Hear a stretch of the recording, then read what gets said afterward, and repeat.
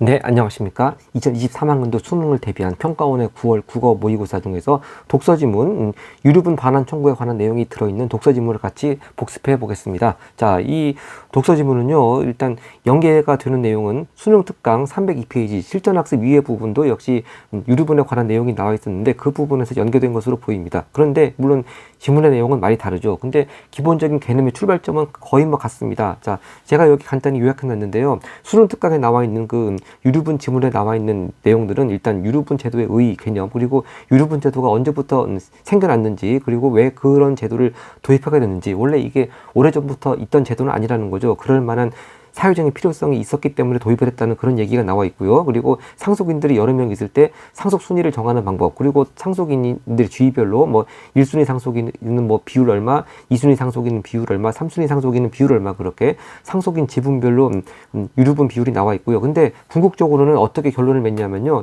이렇게 처음 유류분 제도를 도입할 때는 나름대로 그 시대적으로 도입할 필요성이 있어서 이런 제도를 만들었는데, 이제 많이 시대가 바뀌어서 많은 지금 문제점이 드러나고 있고, 그래서 좀 개선을 해야 될 목소리가 지금 높아지고 있다, 그렇게 개선 의견이 나와 있는 글로 해가지고 마무리를 짓고 있습니다. 자, 그런데 이 수능 특강에서는 요번 9월 평가원 지문같이 유류분 부족액을 어떤 방법으로 산정을 해서 어떻게 청구할 것이냐, 그 부분에 대해서는 그런 구체적인 내용이 전혀 없습니다. 그래서 실질적으로 거의 킬러 문항이 지금 여기 포진되어 있는데요. 이 킬러 문항을 푸는 데 있어가지고 크게 도움된다고 보기는 어렵습니다. 근데 이 유류분 제도의 개념에 대해서 아무것도 모르는 거 하고, 그래도 이렇게 수능 특강 한번 읽어보고 개념을 이해한 다음에 이 지문을 읽어본 거하고는 또 아무래도 큰 차이가 있을 것 같습니다. 네, 자, 하여튼 그렇게 일단 수능 특강하고 연계 표현타가 있다는 점 먼저 말씀드리고 지문을 읽어보겠습니다. 네, 먼저 첫 번째 제도는 가볍게 시작합니다. 네, 첫 번째 문단은 가볍게 시작합니다. 사유재산 제도 하에서는 누구나 자신의 재산을 자유롭게 처분할 수 있다. 그러나 기부와 같이 어떤 재산이 대가 없이 넘어가는 무상처분. 자, 그러니까 기부는 쉬운 말로 하면 공짜로 주는 거죠. 대가 받지 않고 공짜로 주는 거. 이걸 한자어로는 무상처분이라고 한다고 얘기고요. 무상처분이 행위가 행해졌을 때에는 그 당사자인 무상처분자와 무상취득자. 자, 이것도 당사자의 주의 명칭이 나옵니다. 공짜로 주는 사람은 무상처분자, 공짜로 받는 사람은 무상처분자, 아니 무상취득자, 그렇게 지금 당사자 명칭이 있습니다. 그런 사람들의 의사와 무관하게 그 결과가 번복될 수 있다. 그러니까 공짜로 주는 거, 기부 행위를 했는데 다시 그 사람들의 의사와 다르게 다시 원 주인한테 돌아가든지, 아니면 그 사람이 돌아가셨으면 또 상속인한테 돌려주든지, 그렇게 바로 당사자들의 의사와 다르게 결과가 번복될 수 있다. 그런 제도가 유류분이라고 하는 내용으로 쭉 소개가 된다고 하는 것이죠. 그래서 이제 계속 이어집니다. 무상처분자가 사망하면 상속이 개시되고 그의 상속인들이 유류분을 반환할 수 있는 권리인 유류분권. 자, 여기 유류분권의 정의를 내리고 있습니다. 상속인들이 유류분 반환을 청구할 수 있는 권리. 근데 여기서 유류분이라고 하는 것이 구체적으로 뭔지는 아직 정의가 아마 수능 특강에서 이미 학습이 되어 있다고 전제를 해서 그런지 상세하게 나와 있지 않습니다. 자, 하여튼 이때 무상처분자는 피상속인이 되고, 즉 그 공짜로 준 사람은 또 다른 지위가 자기 가족들과의 관계에서는 피상속인이 되고, 상속을 받는 사람은 상속인이 되겠죠. 네, 그리고 그 사람이 또 유류분권자가 되겠습니다. 자, 하여튼 여기서 잠깐 제가 참고로 써놓은 것이, 첫 문장이 사유재산 제도 하에서는 자신의 재산을 자유롭게 처분할 수 있다고 하는데, 이런 유류분 제도가 있으면 공짜로 기부했다고 하더라도 상속인에 의해 가지고 유류분 제도 때문에 다시 조금이라도 돌려줘야 되는 그런 상황이 처해질 수 있습니다. 그런 의미에서 볼 때는 사유재산 제도에 제약을 가하는 그런 제도다, 그렇게 볼 수도 있겠죠. 자, 하여튼 이렇게 지금 당사자 지위가 나와 있으니까 간단히 좀 정리를 해보겠습니다. 네, 먼저 1문단에 나와 있는 그 당사자들 지위를 관련돼 가지고 간단히 도식으로 그리면 이럴 것 같습니다. 자, 공짜로 준 사람 무상 처분자가 되고, 그걸 받은 사람은 무상 취득자가 되겠죠. 그리고 이제 가족들 내부의 관계에서는 이제 무상 처분자가 돌아가시면 피상속인이 되는 것이고, 그 가족들이 있으면 상속인이 되고, 그 상속인이 만약에 자기가 최소한도로 법이 보장한 것을 받지 못하면 유류분권자가 되는 것이죠. 그래서 이 무상 취득자를 상대로 상속인이 유류분을 반환 청구하는 그런 관계가 있게 됩니다. 그래서 계속 무상 처분자 또는 피상속인, 상속인 또는 유류분권자, 그리고 무상취득자, 이런 당사자의 명칭이 계속 이어지고 있는 구도로 되어 있습니다. 네, 그럼 두 번째 문단 보겠습니다. 네, 유류분은 피상속인의 무상처분 행위가 없었다고 가정할 때 상속인들이 상속받을 수 있었을 이익, 중 법으로 보장한 부분이라고 하는 겁니다. 자, 여기서 이제 예를 들고 있는데요. 만약 상속인이 피상속인의 자녀 한 명뿐이라면 좀 심플하네요. 수능 특강에서는 좀 상속인들이 가족들이 여러 명 있는 경우를 그렇게 가정을 해서 보기 문제가 나왔는데 이건 심플합니다. 딱 한 명밖에 없습니다. 한 명뿐이라면 상속받을 수 있었을 이익은 2분의 1만 보장된다. 왜 2분의 1만 보장되느냐? 왜라고 물을 필요도 없이 그렇게 법이 정해놓고 있다고 하는 겁니다. 자, 그러니까 이게 두 단계의 논리구조 계산이 필요합니다. 먼저 그 무상 처분 행위가 없었다고 가정할 때, 즉 돌아가셨을 때 그대로 그 재산이 돌아가신 분한테 남아 있었다고 가정했을 때의 이익, 그것부터 먼저 따져야 되고 그 이익 중에서 법으로 보장된 부분이 얼마인지 또 따져야 됩니다. 그렇게 해야지만 그런 두 단계를 거쳐야지만 유류분이라고 하는 것이 계산될 수 있다고 하는 것이죠. 네. 그 다음에 계속 이어집니다. 상속인들이 상속받을 수 있었을 이익은 상속 개시 당시에 피상속인이 가졌던 재산의 가치에 이미 무상 취득자에게 넘어간 재산의 가치를 더한다고 하는 겁니다. 이거 당연합니다. 이게 만약에 그런 공짜로 누구한테 주는 것이 없었다면은 그대로 그 재산도 그대로 돌아가실 때 가지고 있던 재산에 포함돼 가지고 상속인한테 상속이 될 수 있었겠죠. 그런 기대를 가지고 있었는데 돌아가시기 전에 이미 많이 줘버리고 나면 그만큼 상속인이 가지고 있었던 권리를 침해하게 된다. 그런 개념으로 이해가 됩니다. 네. 그렇기 때문에 여기서 상속인이 상속받을 수 있었을 이익은 이렇게 상속 개시 당시에 피상속인이 가졌던 재산, 즉 남한테 처분하지 않고 여전히 가지고 있는 재산 플러스 이미 무상 취득자에게 넘어간 재산을 다 합한다는 겁니다. 자, 그것을 이제 이 첫 단계 상속받을 수 있었을 이익을 계산하는 바로 첫 번째 계산식이라고 하는 겁니다. 바로 그런 이유는 왜 그러느냐? 그 취지가 나와 있죠. 유류분은 상속인들이 기대했던 이익을 보호하기 위한, 즉 그런 재산을 공짜로 무상으로 처분하지 않았더라면 고스란히 상속받을 수 있었을 건데 돌아가시기 전에 처분을 한 행위 때문에 지금 상속인이 일부 권리를 침해받고 있다고 하는 것이죠. 그래서 그런 기대했던 이익을 보호하기 위한 것이다. 그렇게 취지가 나와 있습니다. 자, 그러면 여기서 일단 지금 두 단계로 좀 도식을 좀 제가 다시 정리를 해봤습니다. 자, 이 긴 막대기 전체를 놓고 봤을 때요. 자, 일단 첫 번째 단계가 상속받을 수 있었을 이익을 먼저 따져야 됩니다. 그러니까 여기서 상속받을 수 있었을 이익은 일단 상속 개시 당시에 그 피상속인이 가지고 있었던 재산 플러스 남한테 이미 무상으로 넘어간 재산을 다 합한 겁니다. 그러니까 결국 가정이 여기 포함되어 있는 것이죠.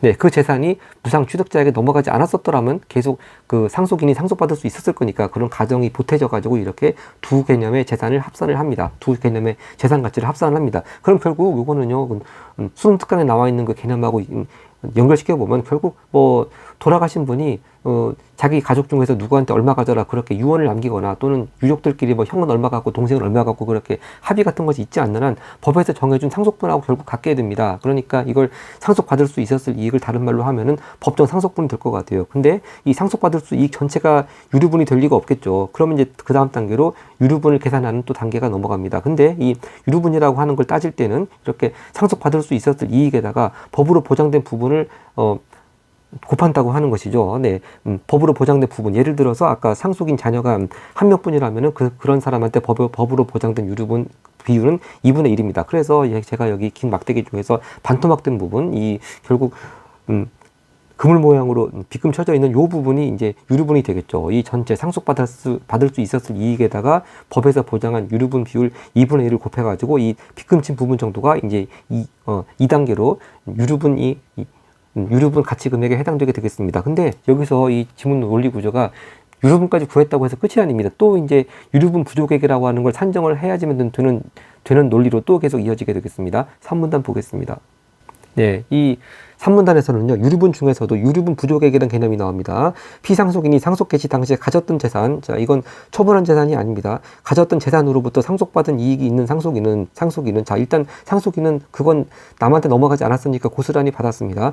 이익이 있는 상속인은 유류분에 해당하는 이익의 일부만 반환받을 수 있다. 왜냐하면 그 부분을 빼야 되기 때문이죠. 그런 얘기입니다. 유류분에 해당하는 이익에서 이미 상속받은 이익을 뺀 값인 유류분 부족액을 반환받을 수 있기 때문이다. 그래서 여기서 유류분의 그 다음 단계로 3단계로 유류분 부족액이라는 개념이 나옵니다. 유류분 부족액이라고 하는 거, 즉 유류분에 해당되는 이익, 아까 전에 상속받을 수 있었을 이익에다가 법으로 보장된 부분 반영한 거, 거기서 이렇게 상속 당시에 가졌던 재산으로부터 고스란히 상속인이 상속받아서 이익을 가진 거, 그걸 뺀 금액이 유류분 부족액이라고 하는 것이고, 그 유류분 부족액만큼만 무상 취득자한테 반환을 청구해서 받아낼 수 있다. 그런 얘기입니다. 그러니까 당연히 유류분에 해당하는 이익의 일부만 반환받을 수 있는 것이죠. 결국 유류분 부족액은 유류분에 해당하는 이익의 일부만에 한정될 수밖에 없기 때문에요. 자, 그 다음에 계속 이어지겠습니다. 유류분 부족액의 가치는 금액으로 계산되지만 당연하죠. 얼마가 부족한 건 당연히 숫자로 계산할 수밖에 없죠. 근데요, 계산은 금액으로 하는데 항상 돈으로 반환되는 것은 아니다. 이 개념 구별해야 될 것 같아요. 그러니까 유류분 부족액이 얼마인지 따질 때에는 물론 돈으로 금액으로 계산되는데 그걸 딱 최종 계산 결과가 나온다고 해서 계산 결과 값만큼 돈으로 반환하는 것은 아니라는 얘기입니다. 그럼 어떻게 해야 되는지 읽어보겠습니다. 만약 무상 처분된 재산이 돈이 아니라 물건이나 주식처럼 돈 이외의 재산이라면 처분된 재산 자체가 반환 대상이 되는 것이 원칙이다. 그럼 뭐 주식이면 주식, 뭐 물건이면 물건, 땅이면 땅, 건물이면 건물, 그럼 그 재산 자체를 통째로 다시 돌려받아야 되는 것인가 그런 생각이 듭니다. 하여튼 그런 재산 자체가 반환 대상이 되는 것이 원칙이다. 다만 그 재산 자체를 반환하는 것이 불가능한 때에는 무상취득자는 돈으로 반환해야 한다. 또한 재산 자체의 반환이 가능해도 유류분권자와 무상취득자의 합의에 의해 돈으로 반환될 수도 있다. 자, 그러니까 다시 정리합니다. 유류분 부족액을 계산할 때는 금액으로 물론 계산하지만 반환할 때는 돈은 돈으로 반환하고, 그러니까 무상취득한 재산이 돈이면 돈으로 반환하고 그 이후 재산일 때는 물건 자체로 반환하는데 꼭 반드시 물건 자체로만 반환해야 되는 것은 아니고 예외적으로 돈으로 반환하는 경우도 있다. 그런 구조로 이어지겠습니다. 그럼 일단 여기서 3분단까지 봤으니까 아까 논리적인 사고 구조에서 1단계, 2단계에 이어서 3단계 유류분 부족액을 계산하는 개념까지 좀 다시 도식으로 정리를 해보겠습니다. 네, 이렇게 아까 도식에서 조금 추가했습니다. 자, 1단계, 2단계까지 했죠. 일단 2단계는 유류분까지 구했습니다. 근데 이 유류분 일단 구한 다음에 그래도 이 피상속인이 사망 당시에 가지고 있었던 재산으로부터 상속인이 받은 이익이 있다면 그것은 빼야 됩니다. 그래서 뺀 만큼 유류분이 부족하게 되는 것이죠. 그래서 그걸 뺀 만큼만 유류분 부족액이라고 해서 그 유류분 부족액만 반환 청구 대상이 된다고 하는 것이죠. 그래서 막대 그래프를 이렇게 막대기를 칸을 나눠보면 맨 아래 칸 제가 빗금에다가 그물 모양의 빗금에다가 가로줄까지 친 거 바로 이 부분이 이제 3단계의 유류분 부족액이 되겠죠. 그럼 이걸 좀 더 논리적으로 생각해 보자면 유류분 부족액은요, 유류분하고 같을 수도 있고 작을 수도 있겠네요. 그러니까 피상속인이 사망 당시 가졌던 재산으로부터 받은 이익이 있으면은 유류분 부족액이 유류분보다 작을 테고, 그런 가졌던 재산으로부터 받은 이익이 없으면 결국 유류분 부족액 이꼴 유류분액이 되겠습니다. 자, 이런 논리적인 구조도 간단히 추론을 해봤습니다. 자, 그래서 결국 이 최종적인 3단계 유류분 부족액을 계산해서 그 유류분 부족액이 반환 청구가 되는데 이 반환 청구를 하는 방법이 돈으로 할 수도 있고 물건으로 할 수도 있다. 그런데 이제 돈으로 하는 경우에 뭐 다 계산해서 나온 금액만큼 돈으로 주면 되니까 큰 문제가 안 될 텐데 이제 물건으로 그럼 반환을 하게 할 때는 어떻게 해야 하겠느냐. 바로 그 얘기가 이제 그 다음 4문단부터 이어지겠습니다. 네. 무상 처분된 재산이 물건이라면, 자, 다시 되풀이 말씀드리지만, 그 무상 처분된 게 누가 돈을 돌아가시기 전에 공짜로 줬다. 그럼 이렇게 아까 전에 유류분하고 유류분 부족액 계산하는 공식에 해가지고 계산값 낸 다음에 나온 결과만큼 돈으로 주면 끝이죠. 그렇기 때문에 특별히 더 이상 문제될 것이 없습니다. 근데 이제 그 무상 처분된 게 누구한테 뭐 건물을 공짜로 기증했다든지 그런 거 물건이라면 그럼 유류분 반환은 어떤 형태로 이루어질까? 무상 취득자가 반환해야 할 유류분 부족액이 무상 처분된 물건의 가치보다 적다면 유류분권자는 그 물건의 가치에, 자, 그런 물건의 가치가 분모가 되겠습니다. 그리고 분자는 뭐냐면은 그 유류분 부족액이 차지하는 그게 분자가 되겠죠. 그럼 그런 비율이 나오죠. 그런 비율만큼 무상 취득자로부터 반환받을 수 있다. 그렇게 되는 겁니다. 그래서 그런 비율 보고 지분이라고 한다고 하는 거죠. 자, 다시 정리합니다. 일단 만약에 물건이 무상 처분된 재산이다. 그런데 유류분 부족액이 무상 처분된 그 물건의 가치보다 작다면 결국 비율을 따져야 됩니다. 그 비율은 어떻게 따지냐 하면은 그 물건의 가치에 상당한 금액이 분모로 들어가고요. 유류분 부족액이 분자로 들어가서 그 비율만큼 무상 취득자로부터 반환 청구할 수 있는 그 지분이 되는 겁니다. 그렇게 되니까 이거 물건 자체를 통째로 반환은 안 되는 거니까 결국 무상 취득자는 이제 뭐 몇 분의 몇만큼 자기 소유권을 떼주는 것이 될 테고, 그리고 상속인은 또 무상 취득자로부터 그 물건 통째로 소유권을 넘겨받을 수는 없고 몇 분의 몇 해당되는 지분만 소유권을 넘겨받아야만 되는 거니까 결국 하나의 물건에 대해서 소유자가 여러 명으로 나눠지게 되는 그런 경우가 처하게 되는 것이죠. 그러니까 결국은 다시 정리하자면은 뭐 건물이면 건물을 통째로 만약에 건물의 2분의 1이라고 해서 건물의 2분의 1을 유류분으로 반환하라고 하면서 해서 그 건물 반 잘라가지고 줄 수는 없지 않겠습니까? 그러니까 건물에 대해서 가지고 있는 권리를 지분이라는 개념을 이용해서 상속인한테 뭐 2분의 1이면 2분의 1, 뭐 5분의 1이면 5분의 1 그렇게 결과 나오는 비율만큼 지분만큼 가져가게 하고 다른 그럼 그 나머지 지분만큼 내가 가지고 그런 개념으로 이렇게 물건에 대한 유류분 반환이 이루어지게 된다. 그런 내용이 되겠습니다. 네. 자, 그럼 이걸 또 잠깐 도식으로 정리할까요? 네, 이렇게 추가적으로 정리가 되겠습니다. 자, 이 유류분 부족액을 다 구한 다음에 그걸 반환 청구를 하려고 할 때 이제 그것이 물건으로 반환을 해야 될 때는 자, 유류분 부족액이 차지하는 비율만큼 비율을 구하고 그래서 그 비율을 지분이라고 한다고 했습니다. 그래서 그 지분으로 반환을 하게 된다. 그런 개념이 지금 4문단까지 나왔습니다. 그다음 마지막 5문단 보겠습니다. 5문단입니다. 무상 처분된 물건의 시가가 변동되면 유류분 부족액을 계산할 때는 언제의 시가를 기준으로 삼아야 할까? 자, 이런 게 왜 주어졌겠습니까? 보나마나 나중에 보기 사례 문제 써먹기 위해서 이렇게 귀한 공간을 할애해서 이렇게 경우의 수를 지금 나누어가는 지금 뭡니까? 전개를 하고 있습니다. 자, 여기 기억이 이제 바로 옆에 12번 문제로 나오니까 먼저 기억 바로 본 다음에 12번 문제 잠깐 보겠습니다. 자, 기억이 뭐냐면은 이런 게 왜 문제가 되냐면은 유류분의 취지에 비추어 상속 개시 당시의 시가를 기준으로 해야 된다. 그러니까 돌아가시기 전에 무상 처분했을 때는 별로 비싸지 않았는데 그 후에 돌아가실 때까지 그 사이에 또 어떤 이유에선가 또 시가가 올랐어요. 그럴 경우에는 뭐를 기준으로 해야 될까? 근데 유류분 제도의 취지상 상속 개시 당시, 즉 처분할 당시가 아니라 상속 개시 당시. 그러면 시가가 올랐으면 또 오른 대로 반영을 해야 된다. 그런 얘기겠죠. 또 내렸으면 내린 대로 반영을 해야 된다. 그렇게 좀 변동이 있을 경우에도 상속 개시 당시의 시가를 기준으로 해야 된다. 그 이유는 유류분의 취지에 비춘다고 했습니다. 그러면 그 이유 바로 추론을 해야 되겠습니다. 여기서 말하는 유류분의 취지가 뭘까? 12번 문제를 보겠습니다. 자, 12번입니다. 윗글을 통해 알 수 있는 기억의 이유, 즉 유류분의 취지에 비추어 시가 변동이 있더라도 상속 개시 당시에 시가를 기준으로 해야 되는 이유, 가장 적절한 것은인데요. 그 취지에 해당되는 그 문장이 바로 앞에 지문에서 이 문단에 있었습니다. 다시 보겠습니다. 왜냐하면 여기 유류분은 상속인들이 기대했던 이익을 보호하기 위한 것이기 때문이다. 즉 그런 무상 처분이 없었더라면 내가 다 받을 수 있었을 텐데 그런 기대했던 이익을 보호하기 위한 것이다. 그것만 이해하면은 이걸 서술형으로 답을 한다고 생각을 하고 한번 선지에서 답을 골라보겠습니다. 1번 유류분은 피상속인이 자유롭게 처분한 재산의 일부이어야 하기 때문에 이건 좀 논리가 이상하죠. 2번 선지 유류분은 피상속인이 재산을 무상 처분하지 않은 것으로 가정. 바로 이거네요. 자, 바로 피상속인이 재산을 무상으로 처분하지 않았더라면 그대로 상속인한테 상속이 넘어갈 그런 기대할 수 있는 이익이 충분히 있었던 것이죠. 그래서 그런 상태를 가정을 하면서 지금 1단계부터 계산을 하고 나갔습니다. 바로 2번 적절한 답이 되겠습니다. 한번 3번 계속 볼까요? 유류분은 재산의 가치를 증가시킨 무상 취득자의 노력에 대한 보상? 말도 안 되고요. 4번 선지 유류분은 피상속인의 재산에 대해 소유권을 나눠 가진 사람들 각자의 몫을 반영해야 되기 때문이다. 이것도 말이 좀 어색합니다. 5번 선지 유류분에 해당하는 이익의 가치가 상속 개시 전후에 걸쳐 변동하는 것을 반영한다. 아니 그게 아니죠. 상속 개시 전후에 걸쳐 상속 개시 전하고 상속 개시될 때하고 변동이 있다고 하더라도 상속 개시 당시에 시가를 기준으로 해야 한다고 했습니다. 네, 혹 뭐 이렇게 전후에 걸쳐 가지고 변동하는 것을 꼭 반영해야 되고 뭐 그런 건 그런 꼭 논리적인 필연성이 있는 것은 아니죠. 네, 그래서 답을 다시 한번 정리해 보자면 이 유류분 제도의 취지가 그 무상 처분 행위가 없었다면 그 재산을 고스란히 상속인이 상속받을 수 있었을 것이라는 그런 기대를 보호하기 위한 것이니까 결국 그런 기대는 상속 재산을 처분하지 않았더라면 하는 그런 가정에서부터 출발하는 것이죠. 그래서 답은 2번으로 다시 한번 확실히 정리가 되겠습니다. 자, 그럼 계속 그 마지막 문단의 마지막 문장 계속 보겠습니다. 자, 그런데 이게 또 경우의 수가 갈립니다. 다만 그 물건의 시가 상승이 무상 취득자의 노력에서 비롯되었으면 이때는 무상 취득 당시의 시가를 기준으로 계산해야 된다. 그렇죠. 무상 취득자가 막 열심히 땅을 막 개발을 해가지고 가치를 올렸다. 근데 그런 가치를 올린 노력까지 전부 다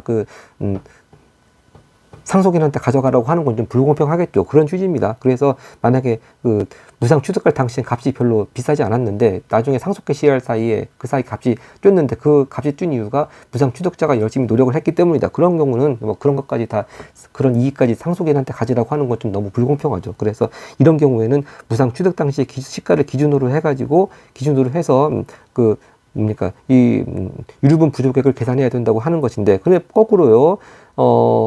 거꾸로 이제 만약에 그런 무상 취득자의 노력이 없다고 한다면 역시 바로 윗 문장에 있는 대로 상속 개시 당시를 기준으로 해가지고 시가 기준으로 해서 유류분 부족액을 계산을 해야 되겠죠. 자, 근데 또 이제 다음 단계 또 문제입니다. 자, 그렇게 해서 일단 유류분 부족액을 계산했어요. 근데 그럼 얼마 만에 얼마의 지분을 반환할 것인가 마지막 지분을 정해야 되지 않겠습니까? 근데 이렇게 정해진 유류분 부족액을 근거로 반환 대상인 지분을 계산할 때에는 시가 상승의 원인이 무엇이든 상속 개시 당시의 시가를 기준으로 해야 된다. 이거 참 경우의 수가 어렵습니다. 이걸 다시 한번 마지막으로 아까 그 노트에 정리를 해보겠습니다.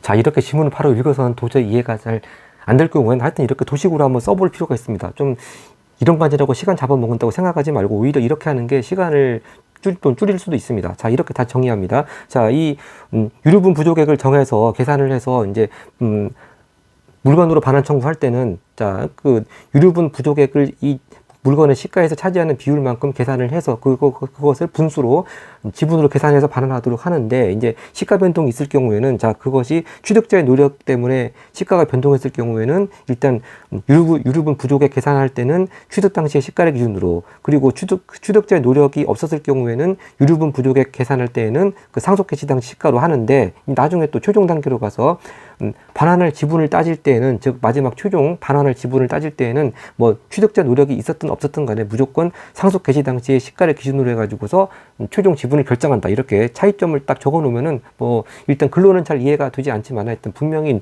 보기 문제에서 이렇게 분명히 경우의 수를 나눠 가지고 물어볼 것이기 때문에 훨씬 도움이 되는 것 같습니다. 자, 이렇게 쭉 다시 한번 정리를 해볼까요? 자, 1단계는 먼저 상속 받을 수 있었을 이익을 먼저 계산을 해야 됩니다. 그리고 2단계로 그 중에서 법으로 보장된 부분 비율을 감안해서 유류분을 정합니다. 그리고 그 다음에 마지막 3단계로 유류분 부족액을 정하는데, 이 유류분 부족액이라고 하는 거는 그 법에서 보장된 부분을 반영한 유류분에서 상속 개시 당시 가졌던 재산으로부터 이익 받았을 경우에 그 이익을 뺀 금액만큼이 유류분 부족액이 되겠습니다. 그래서 그 유류분 부족액을 반환 청구하게 되는데, 돈으로 반환 청구할 때는 뭐 별 문제가 안 되지만 물건으로 반환 청구할 때는 이제 어떻게 비율을 계산해야 되냐 하면은 일단 유류분 부족액이 차지하는 비율만큼 계산을 해서 그것을 지분, 즉 분수로 형태로 나타나서 그 지분으로 돌려준다. 그러니까 뭐 물건을 반씩 쪼개거나 3분의 1씩 쪼개거나 그렇게 주는 것이 아니란 얘기죠. 뭐 건물이나 땅을 그렇게 쪼개서 주는 것이 아닙니다. 네. 자, 그렇게 지분으로 반환을 하는데, 이제 혹시 그 사이에 시가 변동이 있었을 때 계산 방법은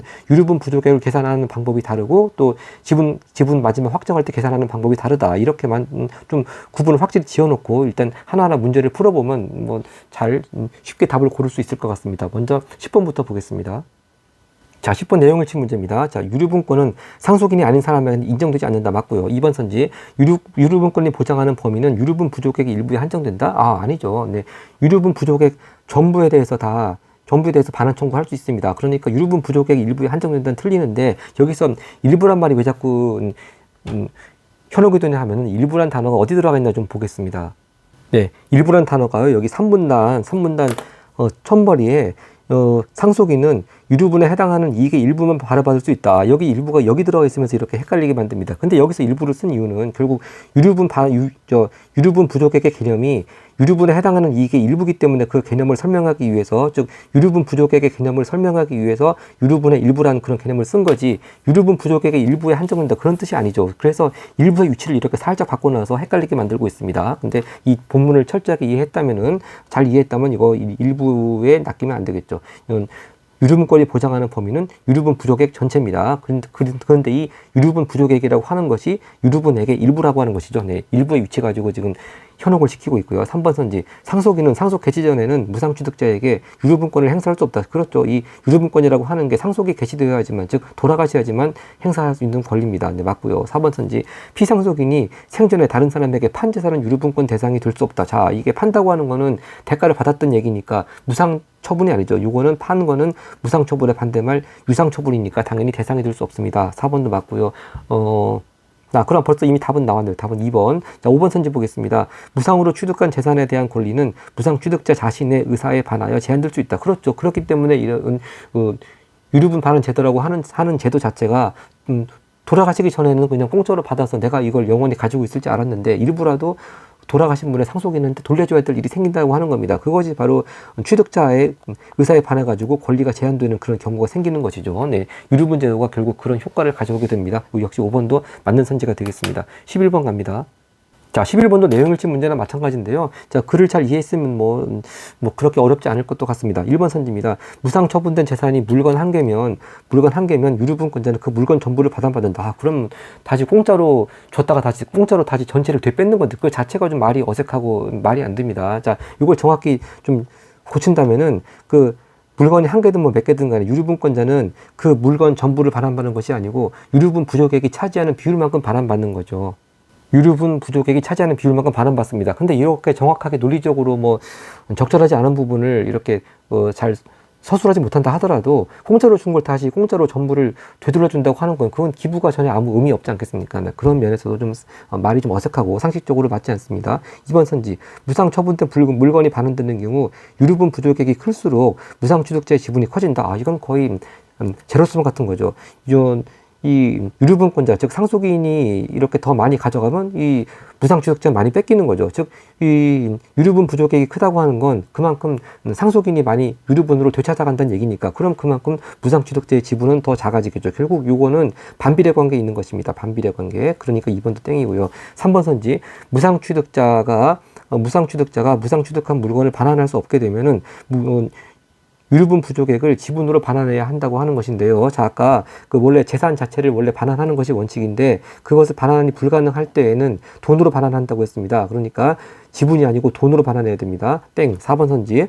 유류분권자가 유류분 부족액을 물건 대신 돈으로 반환하라고 요구하더라도 무상취득자는 무상취득한 물건으로 반환할 수 있다고 봤습니다. 물건으로 반환하는 것, 정확히 말하자면 지분으로 반환하는 것이 원칙이고, 이제 나 혹시나 뭐 이렇게 무상취득자가 돈으로 대신 달라고 했을 때 나도 그럼 돈으로 주겠다고 합의하면은 물론 돈으로 줄 수는 있죠. 근데 합의하면 돈으로 줄 수는 있는데 합의가 안 되고 나는 물건 지분으로 주겠다. 그렇게 얼마든지 주장할 수 있습니다. 그런 내용이 지분에 있습니다. 그런 의미에서 4번도 땡이고요. 네, 그러면서 4번이 맞죠. 네. 그렇게 합의가 안 되면 원래 물건으로 주는 것이 원칙이니까 지분으로 주는 것이 원칙이니까 무상취득자는 물건으로 반환할 수 있습니다. 5번 선지 무상 처분된 물건의 일부가 반환되면 물건의 일부가 결국 지분으로 반환된다 그런 얘기입니다. 반환되면 무상취득자는 그 물건의 소유권을 가지고 그리고 유류분권자는 유류분 부족액만큼의 돈을 반환받게 된다. 아니 여기서 물건의 일부가 반환하는 방식은 지분으로 반환받는다고 했습니다. 그러니까 돈으로 반환받는 것이 아니죠. 그리고 이렇게 지분으로 반환받게 되면 서로 소유권을 몇 분의 몇씩 나누어 가지게 됩니다. 그러니까 무상취득자가 그 물건의 소유권을 다 가질 수도 없는 것이고요. 네, 그래서 앞에서 틀리고 뒤에도 틀렸습니다. 그 다음 12번 갑니다. 아까 12번 봤으니까 보기가 나와 있는 13번 가겠습니다. 자, 드디어 오답률 70%가 넘어가는 킬러 문제가 나왔습니다. 사례 문제인데요. 자, 갑의 재산으로는 A 물건, B 물건이 있었습니다. 결국 갑이 돌아가신 분이라는 얘기입니다. 즉 돌아가신 분이면서 피상속인이면서 공짜로 재산을 처분한 무상 처분자의 지위가 되겠습니다. 네, 쭉 읽어보죠. 뭐 결국 그렇습니다. 갑은 을에게 A 물건을 무상으로 넘겨주었고 그로부터 6개월 후 사망했다. 그러니까 여기 썼듯이 뭐 이 무상 처분자 혹은 피상속인은 갑이 되는 것이고 갑으로부터 무상 처분을 공짜로 받은 무상 취득자 을이 이제 무상 취득자가 되겠네요. 자, 근데 이제 갑의 상속인 누가 있나 보겠습니다. 자녀인 병 한 사람만 있네요. 그럼 상속인 병 하나만 있습니다. 그럼 이제 이 사람이 유류분이 만약에 부족하다고 생각되면은 유류분 청구를 할 수 있는 유류분권자가 되겠죠. 자, 근데 지금 B 물건은 그대로 있네요. 그러니까 B 물건은 상속 개시 당시에 가졌던 재산이고 A 물건은 상속 개시 당시 이미 처분된 재산입니다. 일단 그렇게 A 물건, B 물건 구분이 됩니다.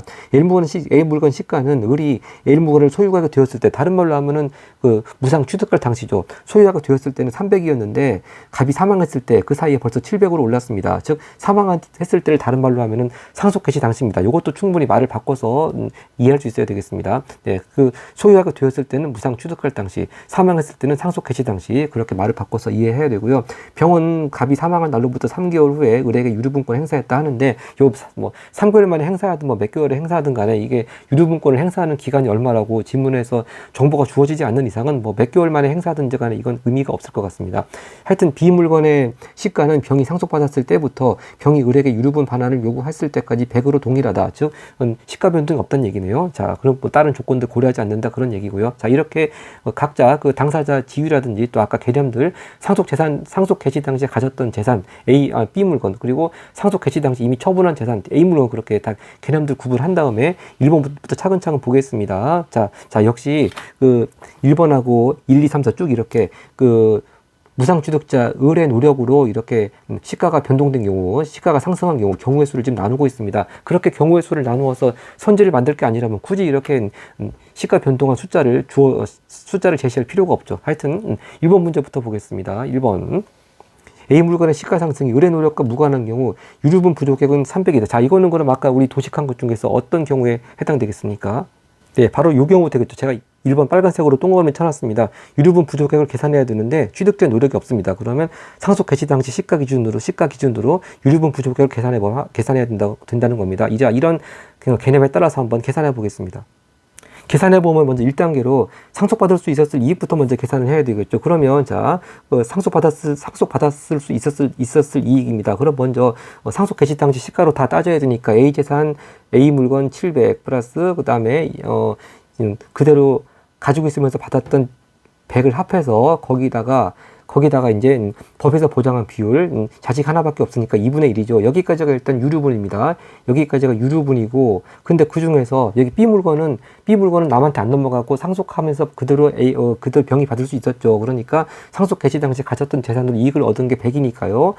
B 물건 같이 100을 빼줍니다. 그럼 이것이 이제 이렇게 빼준 것이 유류분 부족액이 되겠습니다. 그러면 800의 2분의 1 400이고 빼기 100 하면 300. 맞네요. 네. 1번 맞겠습니다. 그 다음에 2번 선지도 똑같이 시가 상승이 을의 노력과 무관한 경우입니다. 이제 그 다음에 유류분 반환 대상입니다. 자, 우리가 유류분 부족액까지 구했는데 이것이 끝이 아니고 그 비율을 정해가지고 또 최종적인 지분을 구해야지만 유류분 반환 대상이 된다고 했습니다. 그럼 아까 우리 도식에서 이건 어느 경우에 해당되냐 하면은 바로 제가 2번 동그라미 빨간색으로 쳐놓은 겁니다. 즉 지분으로 반환할 지분을 최종적 계산해야 되는데 뭐 취득된 노력이 있건 없건 간에 하여튼 상속 개시 당시의 시가를 기준으로 해서 최종 지분을 계산해야 된다고 했습니다. 이 개념에 따라서 계산해 보겠습니다.